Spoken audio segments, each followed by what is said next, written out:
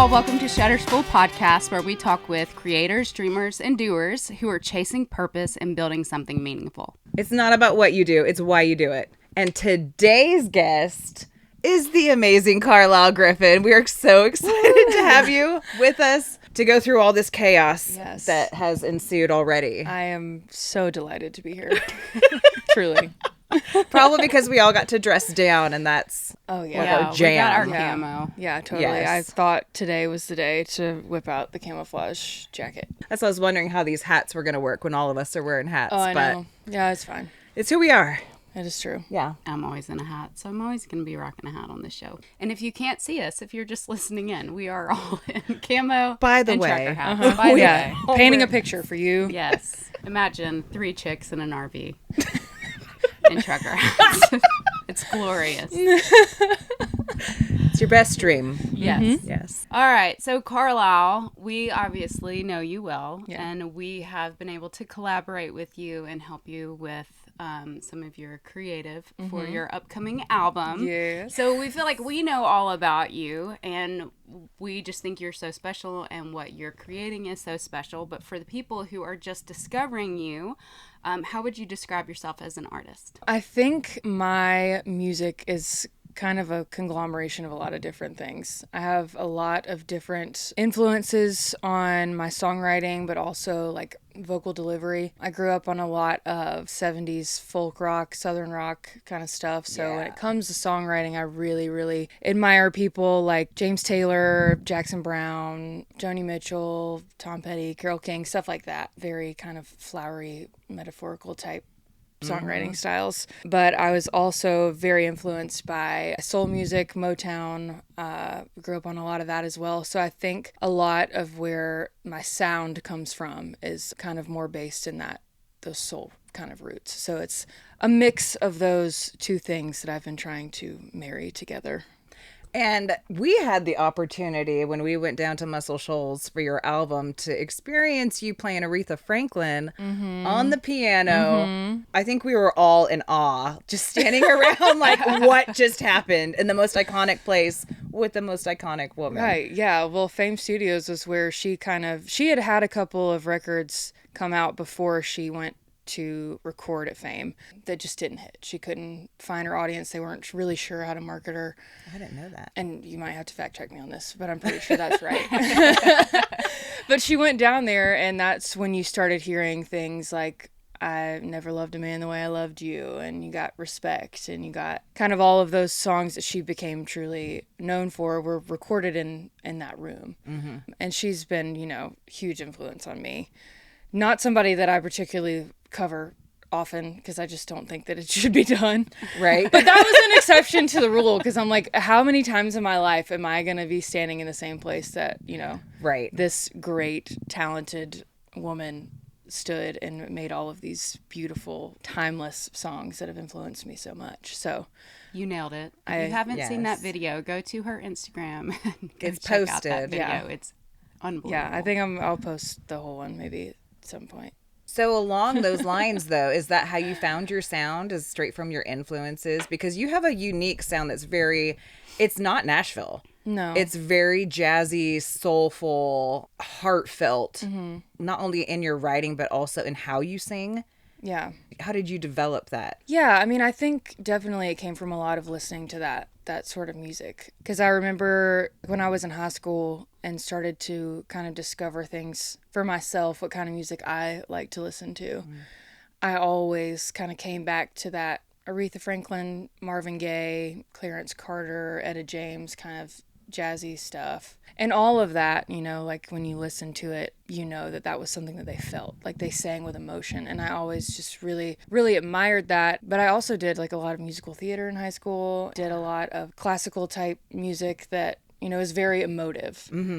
So I think that kind of fed into it as well. Just, playing a character, embodying someone who's feeling a certain emotion or experiencing a certain thing, and figuring out how to portray that in a way that is believable, I think is a skill that you learn, and it kind of And still unique flooded to over you. into my own thing and how I learn to express myself. While we're talking about the beginning stages, when did you know music was it for you? Like, that's what you were going to do? I think it was pretty early on. I started singing in church, and I think I was like 5 or 6. I had my first little solo in the children's choir, which you can find on YouTube. I was going to say, actually. is there evidence of that somewhere that we can look Let at? me tell you something. There is some black male up on the YouTube.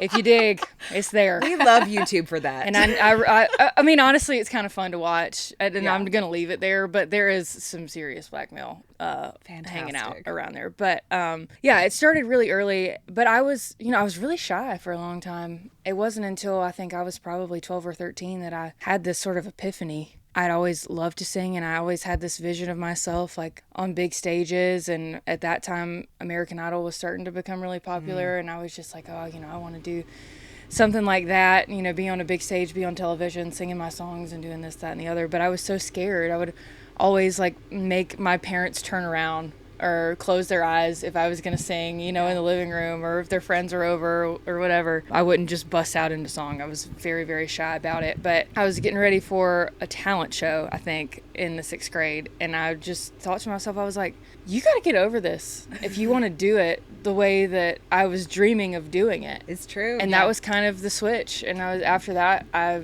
stopped being scared of performing in front of people and looked at everything as an opportunity to just gain experience and show what I could do. And I started to grow a lot from that point, where I just accepted the fact, like, hey, get out of your own head.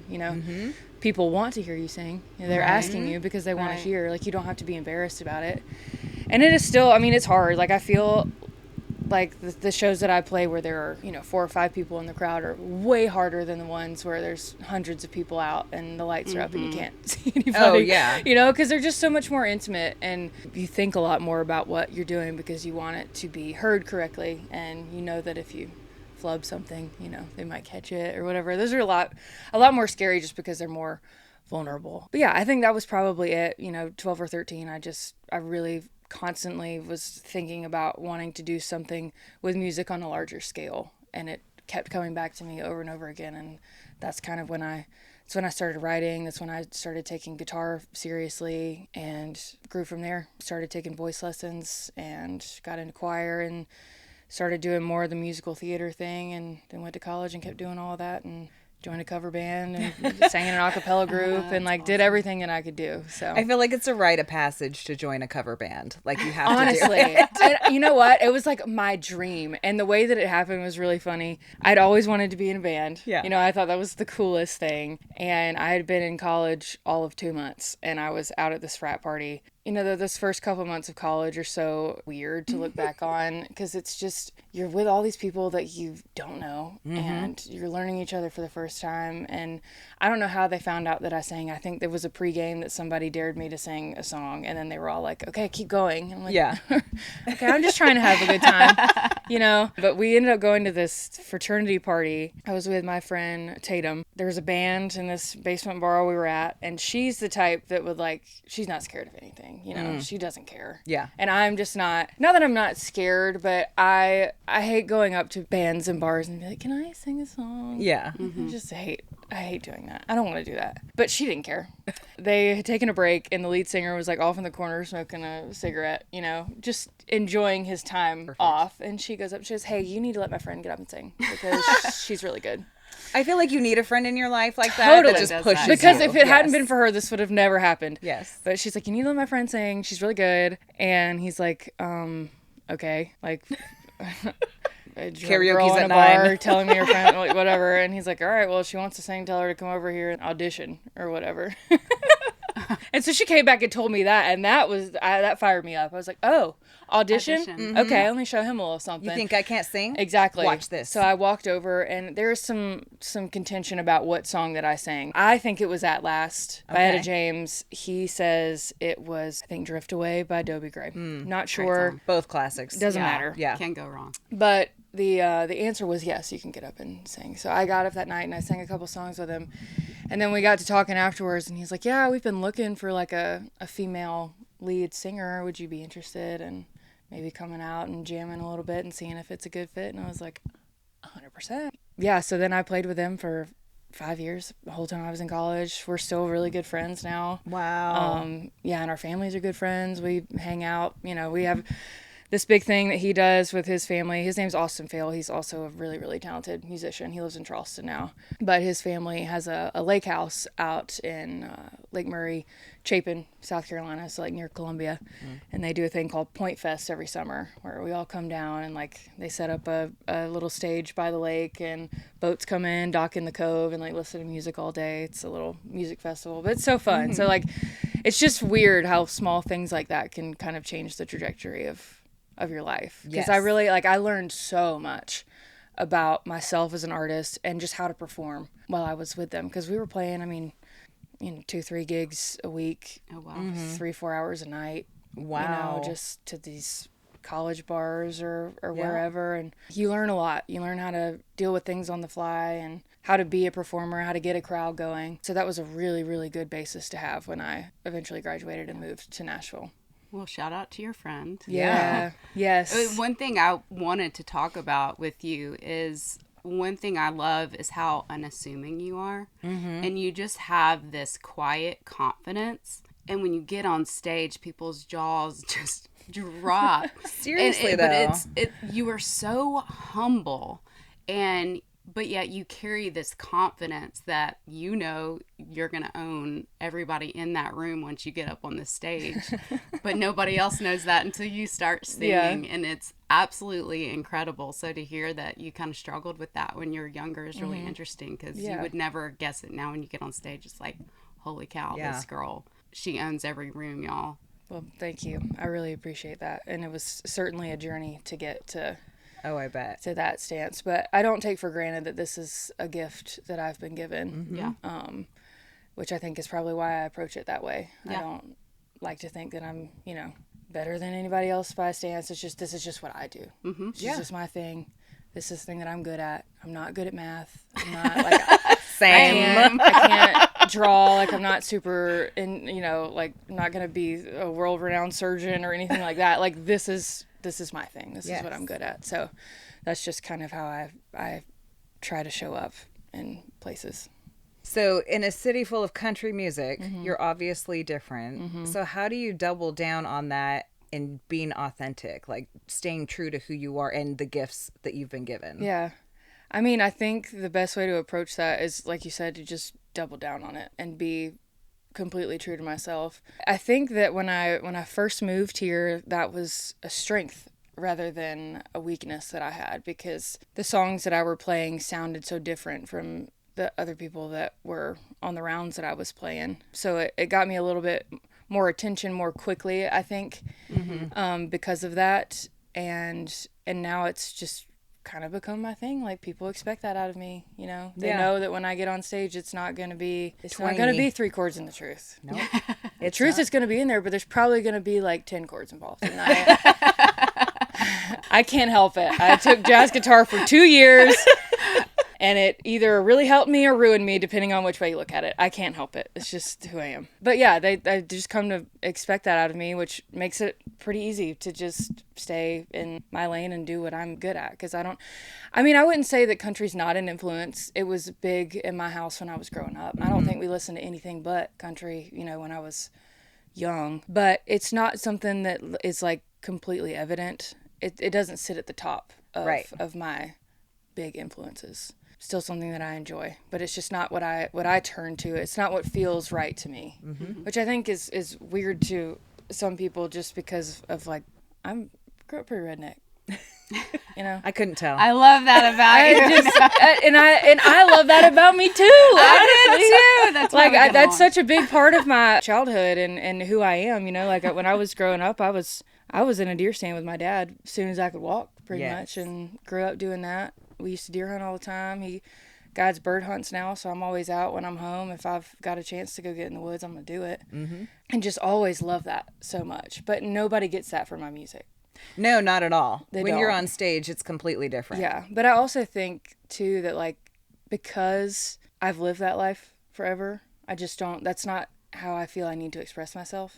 Because that's just part of me, The music that I write is more of a therapeutic exercise than anything else.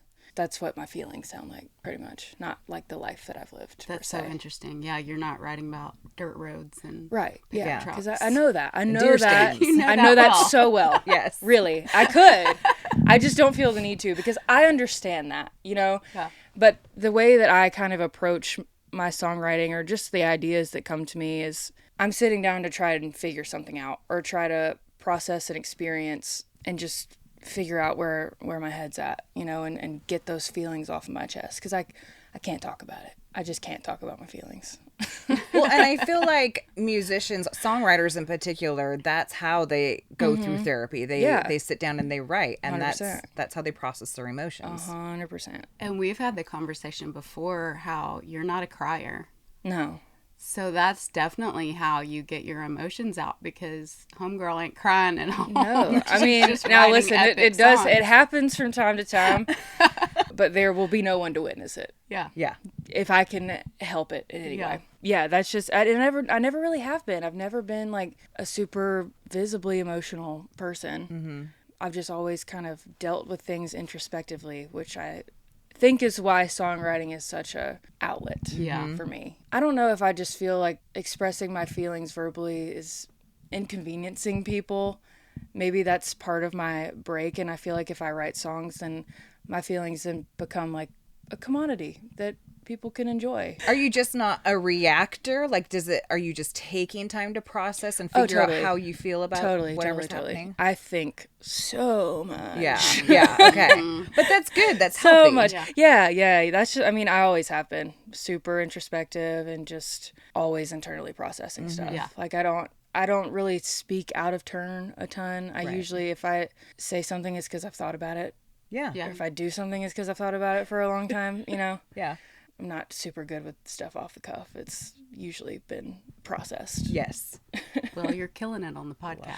Thank you. This I makes would me never nervous. know. I'm not gonna lie. It always killing does. it. It just makes me nervous because I'm never really sure what's gonna come out of my mouth in settings like this. Well, same.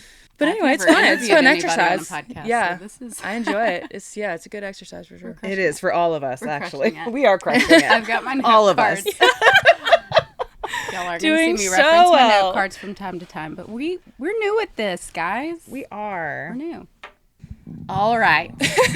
Let's talk about the new project. Yes, your let's talk new about the new album project. coming out, because I cannot wait. I'm going to be jamming to these songs nonstop. Yeah. So tell us all about it. Tell the people all about it. Yeah, I'm also very excited. I mean, I guess I always knew that an album would come eventually, but this opportunity kind of just landed in my lap. A lot of things have been falling together for me recently in the last year, but these are like a couple of songs that have all come out of big events that have happened in my life, and a lot of songs that I'm very proud of. Some of my favorites that I've ever written, with a lot of my friends that I've met in my time in Nashville. But last year I met I guess you call him my label exec. I don't know. He's Yeah. also like a second dad friend. He's so sweet. Raul. He's such a nice guy. Yeah, I met him last year, and he was kind of the first person to see what I did and go, that's really incredible. That needs to be heard. Mm-hmm. And didn't try to like tell me that I needed to write a song in a certain way. I needed something more commercial. I needed to be more in this vein, whatever. He's like, that's good. Let's do more of that. Yeah. And kind of got behind me on this project, and then ended up meeting my producer, Jay, through some mutual friends in Nashville who he has a studio down in Muscle Shoals. Mm-hmm. And I, of course, have always been aware of Muscle Shoals because of who has recorded there, as we mentioned earlier. Everyone. Yeah, and so we started talking about the album, or just talking in general. I went down there and visited him and wrote with him, and we kind of got to know each other a little bit and sent him some of my songs, and he's like, wow, there's an album in here already. Oh, like, completely. I don't even think you need to write, and I really didn't. I think there was only one other song that was written in the time between when we started talking about this and when we booked the studio that got written and put in, but we kind of had a surplus of stuff to choose from, which is why I'm putting out an acoustic EP also. That was kind of the stuff that didn't make the cut for the album. But yeah, then Jay and I started going back and forth, and he and I were really on the same page creatively, and it was just such a easy process. Like I was kind of nervous going into that because I just never loved being in the studio. I always felt like I was under such a microscope and I had to do everything perfectly, and was always just kind of an anxiety inducing thing. He was so calming and so just like supportive of the songs and excited about them, and got some really, really kick-ass musicians to play on it. Yes. And they just took it and ran with it. And like being in the studio and listening to all of that happen around me, it was really exciting too that I got to record that stuff live. Yeah. Because all of my previous studio experiences, I was sitting around all day listening to the band play on a scratch demo that I had done, and then I would go in at the end of the day Lay down and do the vocals. vocals. But I got to be in the middle of it this time, which was just so heartwarming. And like exactly what I wanted out of a recording experience, you know? Yes. That's how I've always pictured it. And to be in Fame in such a historic place and have these talented musicians playing, not only playing on my songs, but speaking very highly of them. Like Yes. them respecting them as well was just like a moment in probably, I mean, I wouldn't say the first time since I've moved to Nashville, but just one of those moments where I was like, okay, I'm doing the right thing. I'm where I'm supposed to be. This is right. You know, it was, and I felt like that all week. I was like on a cloud. It was very emotional. I had goosebumps multiple times when Alisa and I got to go there to help shoot content for you. It was unreal. I still think about it all the time. Seriously. Yeah. I have a confession. Okay. Like, because, you know, I just sent you all your video content. Literally, I'd be sitting in my room editing, and I got you blasted, you know, because I'm just like, yeah, I'm editing, but also I just want to enjoy this song. My kids are walking by and they're like, Mom, are you listening to Carlyle again? I'm like, mind your business, okay? Mind your business.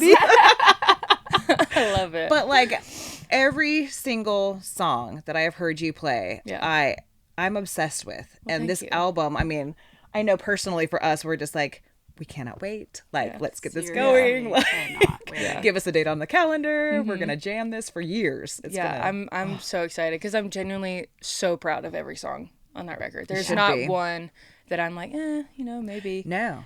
All of them are true. Well, for the most part. But they're all different. They are, yeah. But they flow so well flow together. And I was kind of worried about that too, because I feel like with my style, I do have a lot of different things that come out. Because I've got some more like folky, singer-songwriter songs. I've got some more that are like full-on soul.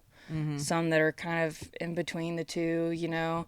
And I was worried. I was like, I don't know if this is going to make sense. It sounds like the same album. Right. And I was really worried about that. But Jay was kind of talking me off a ledge a little bit with it because he's like, you're singing them. Like, these are your songs. You are what is going to tie all of this together.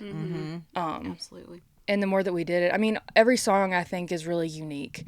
We produced it in a different way. I think it really lends a hand to how special that album is. Because it shows a lot of range on my part. I think vocally, I think it shows a range of my songwriting too. I've got a couple of songs on there that were solo writes, and then all of the co-writers on there are people like good friends of mine. And I don't have a ton of them. I wrote most of the album with Meg McCree. I think she's got 4 on there. Nice. And she's So talented.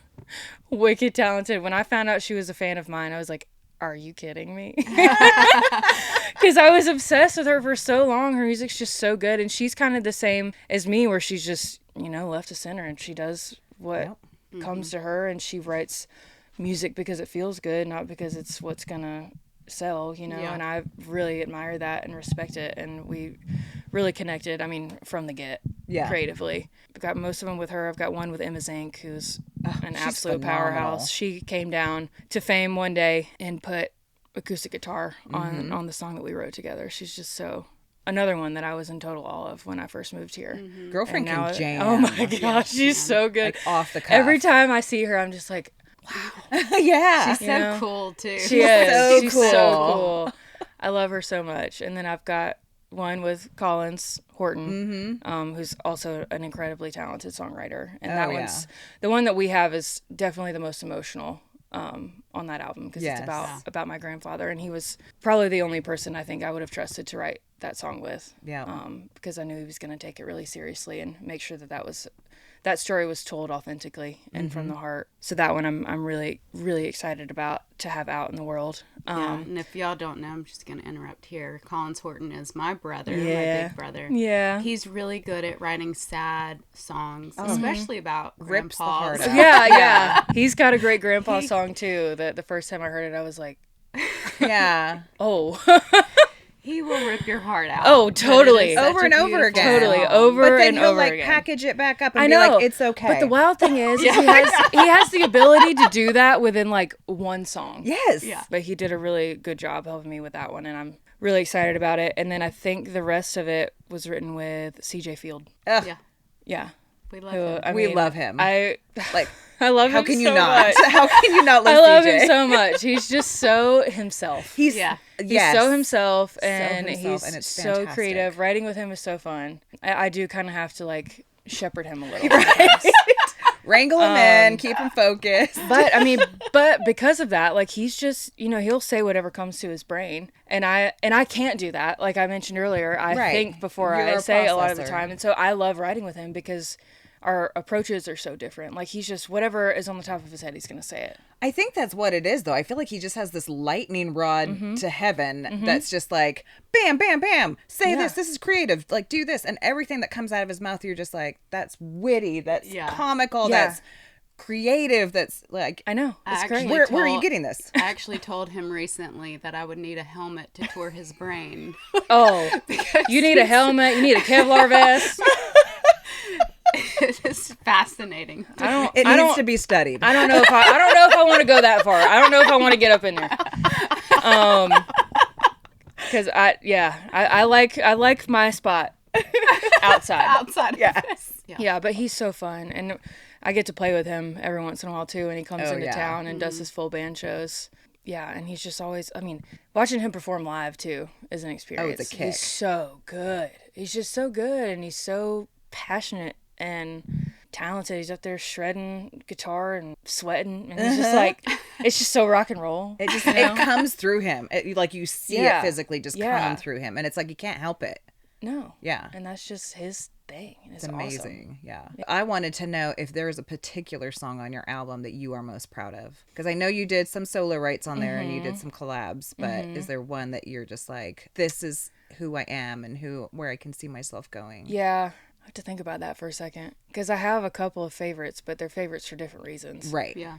Like I'm sure you have favorites that you like to perform or favorites you like to Yeah. sing or Yeah. I mean, I think the one that like I'm personally most proud of is A Better Fit, which is, it was more of an acoustic based song. I didn't really have a whole production plan for it. What we got out of it was really cool, and I actually ended up having Joni Mitchell's keyboard player play on that song, which was like, that's really cool. That's really cool.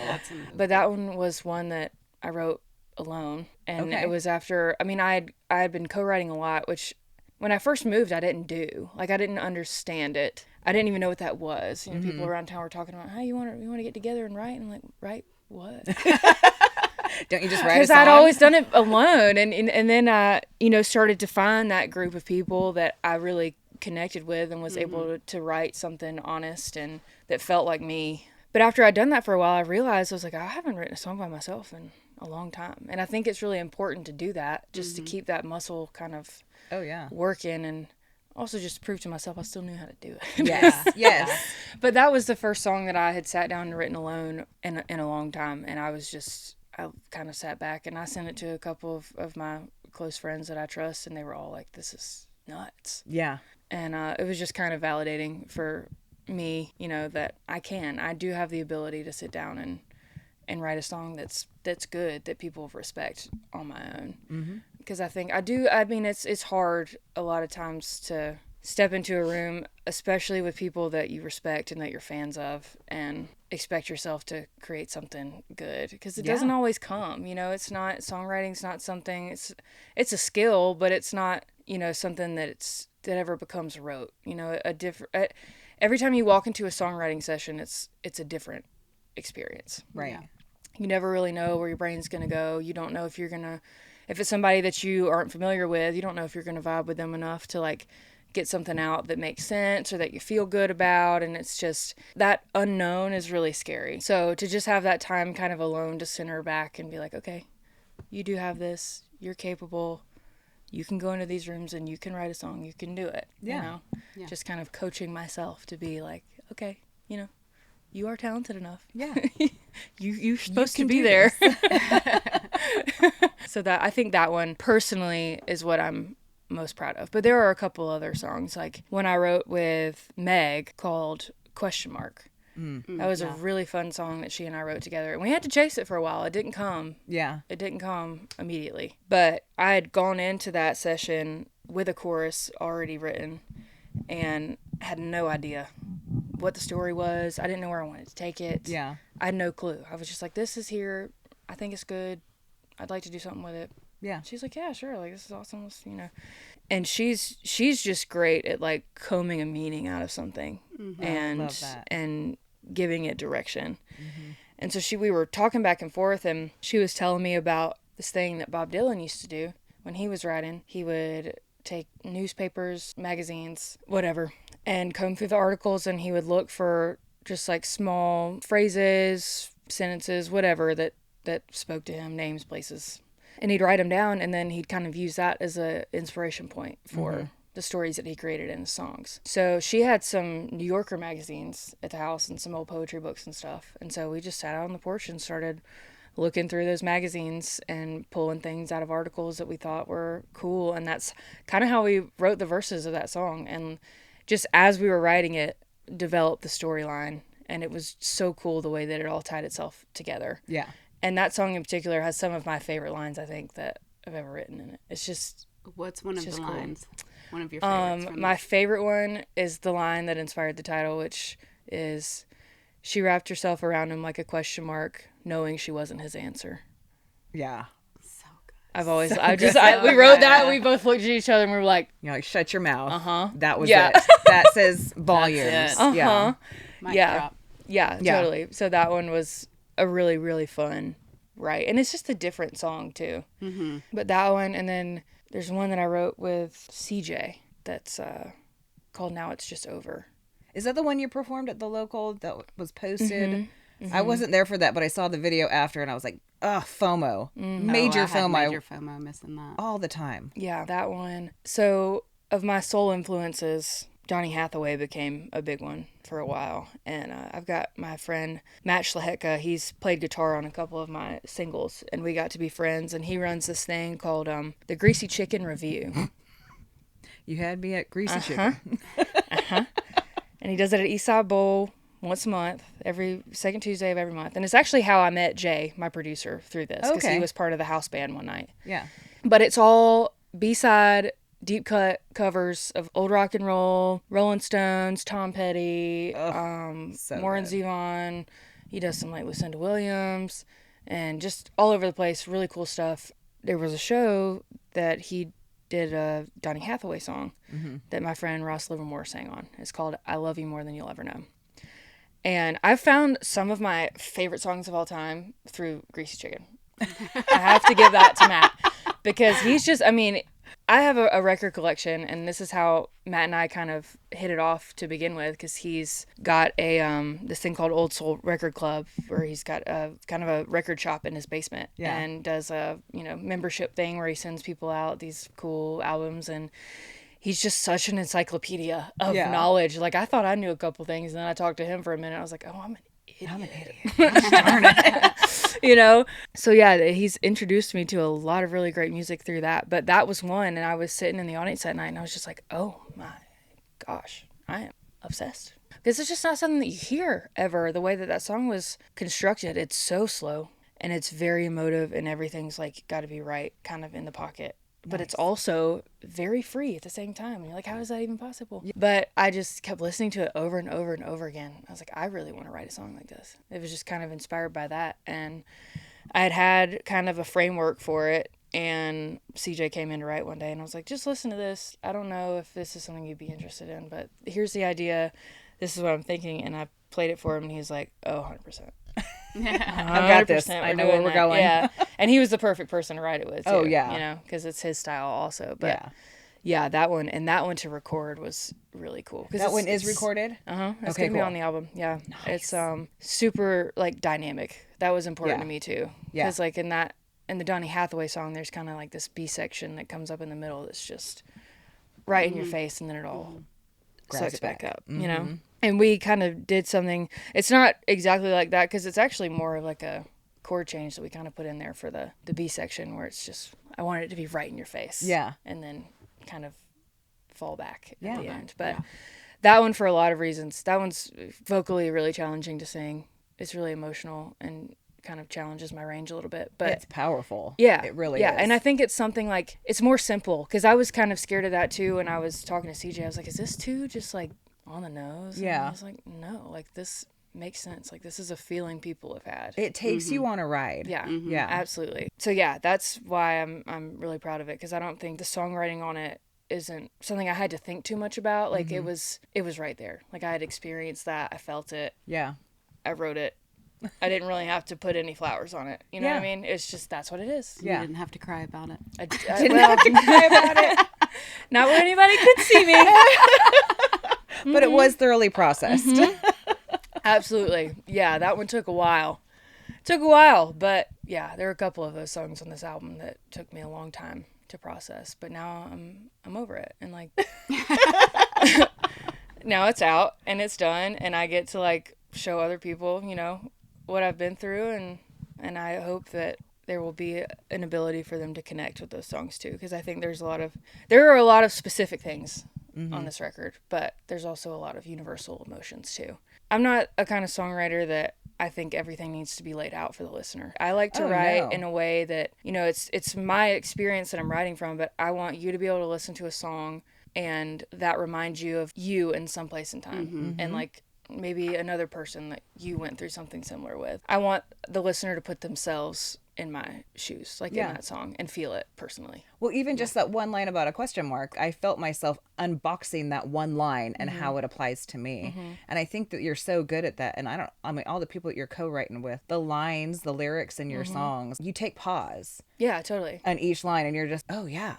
And then when you put it all together, it's just this fantasy story of something that's so real to so many people. Yeah. Well, and like the songwriting part of it for me is really, really important. I've always loved to write. I was a really good English student. I love to read. I read about a book a week. You have a lot of books. I do. Let's point It's that a problem. out. It's great. I wish I could sit and read. I can't go into record shops and I can't go into bookstores. Yes. Because I have zero self-control. But yeah, because of that, I mean, the lines are so important. I want things to make sense, and I want them to be thought-provoking sometimes. You know, like that's just something that I want to make sure every line is a line that I'm proud of. And that can be hard when I'm writing songs, because especially if I'm writing by myself, if I write a line that I don't like, then I'm just like, oh, screw it. Yeah. Trash the whole thing. You know? It's trash. Yeah, this sucks. This song is This doomed. is awful. What in the world made you think you could be a songwriter, you know? Bad. Yeah. That's the perfectionist in me that like has a really hard time. It's trash. I'm trash. Yeah. I'm never doing that again. Yeah. I go there sometimes. I feel like we kind of all do I as think we all creatives. do. Yeah. Because it's so like, I don't know, being an artist is difficult for a lot of reasons, but you're always being vulnerable. Like all the Always. time. Yeah, you're just like putting all of your stuff out there all the time. All the time. And I mean, often being judged for it. Yes. You know, like that's just part of the thing. And I think that all the time, because Brittany and I are behind the camera for the most part. And so we get to hide a little bit figuratively, but when we have a piece of ourselves in our work. But I always feel like songwriters, performers, anything that gets up on a stage and literally like your heart is bleeding on the stage. Yeah. You're saying it with passion. You're singing it with passion. And I feel like it's just the most brave, beautiful thing. And I just have so much respect for it. Yeah. Never want to do it, but so much respect for what you guys do. It's big. It's big. I mean, you know, I think the true artists they don't do it for recognition and they don't do it for fame or whatever. They just do it because they don't know what else to do. I feel like it's compelled. I hear the word like you compelled are a lot. compelled. Yeah. Yeah. You cannot 100%. not put it out there. 100%. And Yeah. I have a deep, dark fear. I'm like, what would I ever do if I woke up one day and I couldn't sing anymore? Yeah. Because I would literally lose a part of myself. Yeah. Like, You it's would. not my whole being, but it's a big part of it. Yeah. It's a big part of it. It's a big part of my identity. And I don't know what else I would do. I think about that sometimes. Like, what would I do if I wasn't doing music? You'd have to get good at math. And that is terrifying. No, you don't. Nobody wants to do that. That's terrifying. I don't want Call to do that that. out right now. Yeah. Like, I don't know what I would do, you know? We are not mathing. No, I the can't math. worst. And people say music is just numbers. I'm like, yeah, but I but don't want to you're think not- about it like that. Yeah. It's not. I can't. I'm You're not a not doing numbers the person. Pythagorean theorem out there. I can't even say that word. No, listen. Irrelevant to my When life. I was in high school and I got to the part in algebra where he started talking about imaginary numbers, I said, this is bullshit. You're like, baby, that ain't real. No. You want me to make it up now? Yeah. Bye. Yeah. I'm Negatives, that ain't real. No, I'm out. I can't do this. So I want to know what your biggest pinch me moment has been so far in your career. I mean, you're still going a ways. You still got a long way to go, but I'm saying she's Adele. No, she is Adele. You are Adele. She's know going to about be that. so huge. I mean, better than Adele. cover Yeah. your ears. She's Adele. Like, go ahead and give I her the can't hear Grammy. this. Give her the Grammy now, people. Just go ahead and do it. Put us on the committee. We We'll know nominate you're her. going to be huge. Yes. We see this. We know this. Thank you. So tell me what your biggest pinch me moment has been so far in this career of yours. Who have I met? I know. I do have one, but it's probably not appropriate. Hugh Hefner. Close, but did. no, it's I don't know, probably not appropriate for the pod. I'll say this one because this was more of it was a pinch me in a gratifying sort of way when I first moved to town. Okay. This was like kind of my first break, Yeah. if you will, onto the scene. Because when I moved here, I was so green and I knew nothing. And I was just like, all right, I just graduated college. I got a couple grand saved up, worked the summer. I don't have a job. I know one person. Whatever, let's try it. Yeah. You know, didn't know a thing about the music industry. Nothing. Flying by the seat of my pants. And I get here and started to apply to bartending jobs on Broadway and in Midtown. And I only got a call back from one place, which was Live Oak on Demumbrian. And I didn't, like I said, I didn't know what a co-write was. I surely didn't know what a songwriter's round was. And I didn't have any idea that Live Oak was, like, at the time, a big spot for songwriters rounds. They were great. Yeah, they had Why Not Wednesdays there, and Grindhouse was there, and In the Round was there, and Ray's Rowdy was there. It was the place. Yep. It was hopping. But I got the job there. I told the manager that hired me that I had moved to town to play music, but I didn't make it like a big deal about it. 'Cause Yeah. it's like, I'm here to work, you know, like I don't want you to think that I'm just trying to weasel my way in here for connections or whatever. Again, Which I think- unassuming Carlyle Griffin. Because I'm like, isn't everybody that bartends a singer? Pretty much. I mean, I would say confidently at least 90% Yes. in Yeah. Nashville anyway. Yeah. And I really wasn't, because like I said, at the time I didn't know where I was applying. I just needed a job. Yeah. I didn't care where it was, but they just happened to be that was the only place to call me back. So I started working there, and I've been working there like 3 months maybe. We hosted the Patriots fan club team on Sundays for the football games. They brought a crowd. They would do this whole thing before. They'd have a DJ, you know, for between the games. They'd do a prayer before and a chant, and then they'd have somebody come sing the national anthem before. So we're slammed, and I'm over there, and I'm pouring beers, and my boss, Hasten, comes around the corner, and he goes, "Hey, I heard you can sing. Hasten. They need, I know, right? Yeah. And y'all know him, so this Yes. is funny. And he's like, they need somebody to sing national anthem, and I heard that you sing. Like, can you do it? And I was like, yeah. And he said, really? I was like, Hasten, do you need somebody to sing national anthem? No, you asked And he me. was like, I mean, yeah, I'll tell him. I was like, okay, great. And he was just, I didn't know this until later. He was kind of just yanking my tail. Oh, no way. Yeah, but I mean, they really did need somebody, but he was Right. just, you know, thought he would ask because I was Picking a a new rando. girl, and he was, you know, picking on me.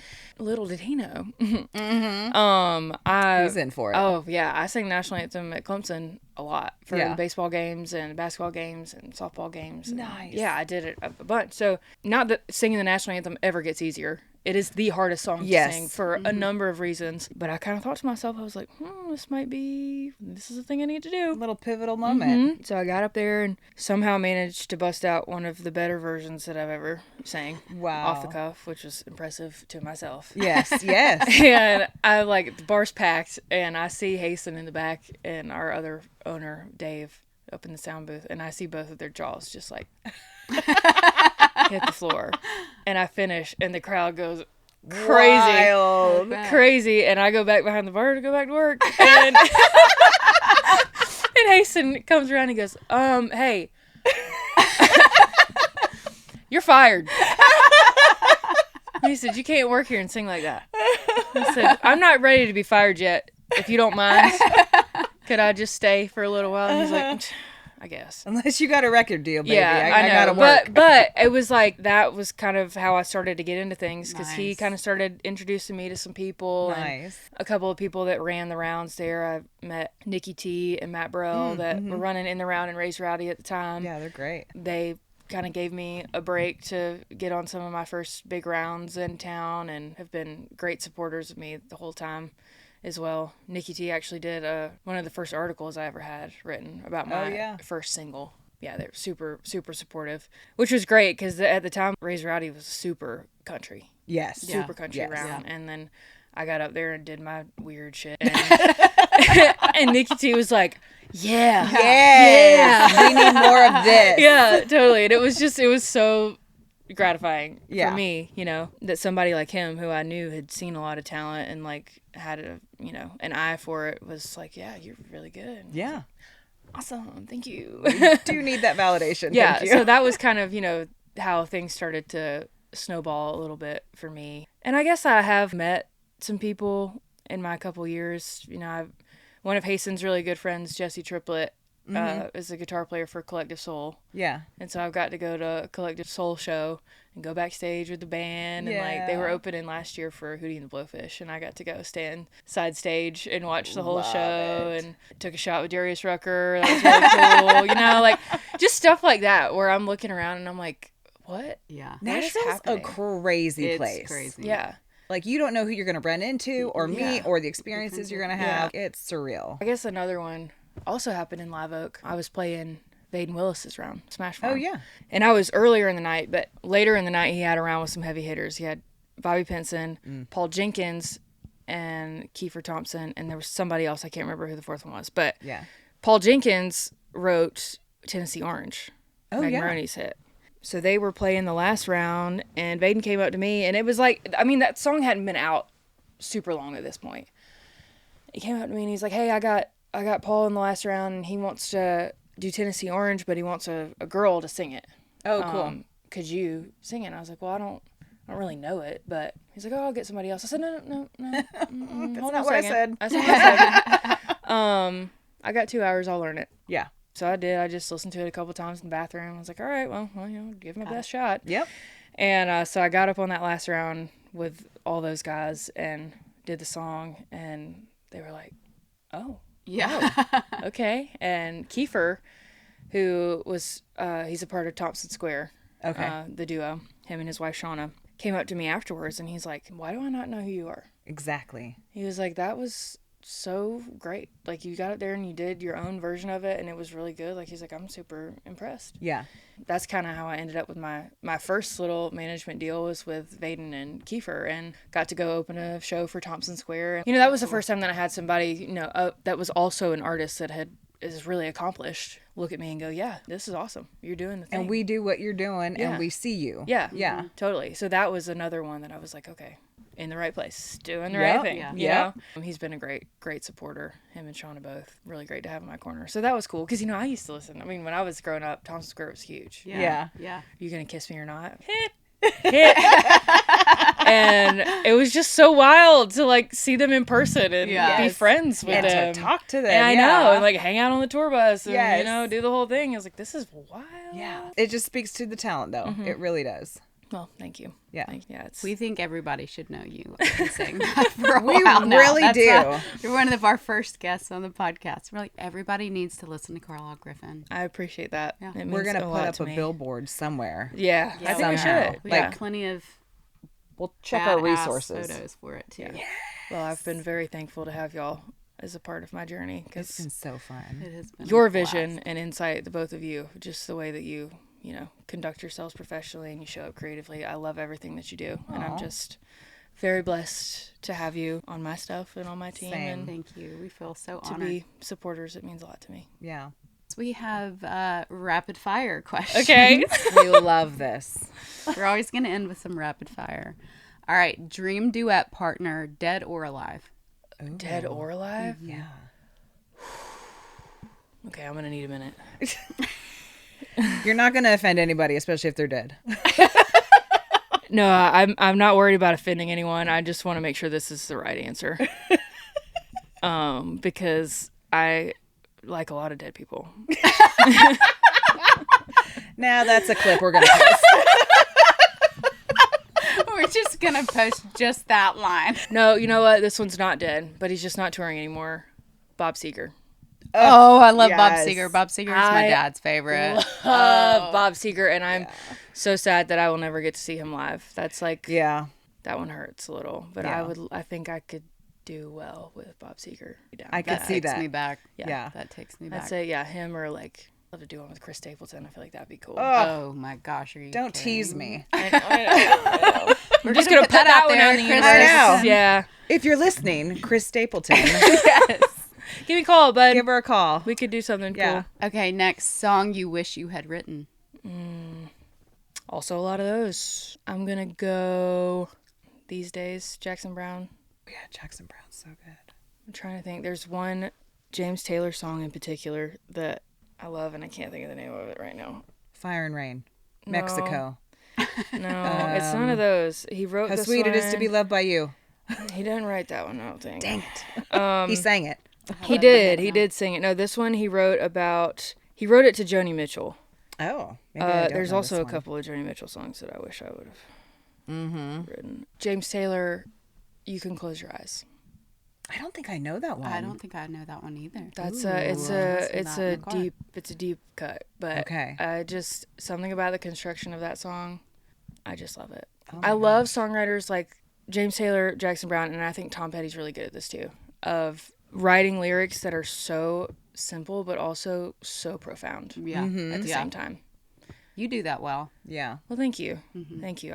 I'm working towards that because those are top tier for me. That's Yeah. where Yeah. I would Yeah. like to get someday. Yeah. And I really admire that. So there's a lot of songs that I wish Oh, I that I bet had there's written. ones, yeah. And I'm like terrible about this stuff because I think about this all the time. And then somebody asks me that question. I'm like, oh, I have Like, no I don't know. idea. I don't know. All right, favorite movie quote. I think you know mine. We need to know yours.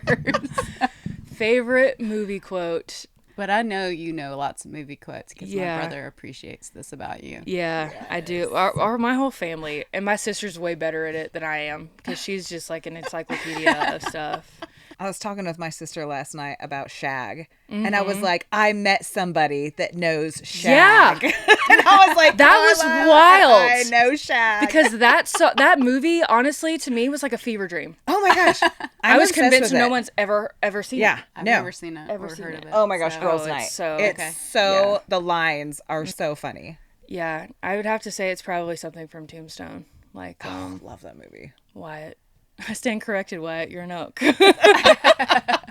Or I do like, and excuse my French, but Frederick fucking Chopin. That was good too. Yeah, Tombstone's just a wealth of quotes. Yeah. I can do Kevin Costner's whole monologue in Bull Durham when he's like, Stop it. it's like, I don't believe in quantum physics when it comes to matters of the heart. Yeah. I won't do the whole thing for you here, but I can. But you know I it. possess Yes. that knowledge. Yeah. I'm not shocked by that. Yeah. Not at all. I don't know. Okay, last question. What is your guilty pleasure? Can we be a little more specific? Because probably like a bottle of wine by myself on the couch. I love that. No, that's great. I love that for you. Yeah, probably something like that. I love to just go do things alone. Like Yeah. I love to go Yeah. to the movies by myself. Yeah, Me same. too. And just kind of disappear for a couple hours and have no one really know what I'm doing or where I am. Yeah. That's the best. I love that. I would say that's probably my guilty pleasure. I love it. Don't feel guilty. I don't. I do it all the time. I'll be honest with you, I don't really feel that guilty I about know. it. Just like, sorry, phone's off. We gone. It is what it is, you know? And I feel like you need it.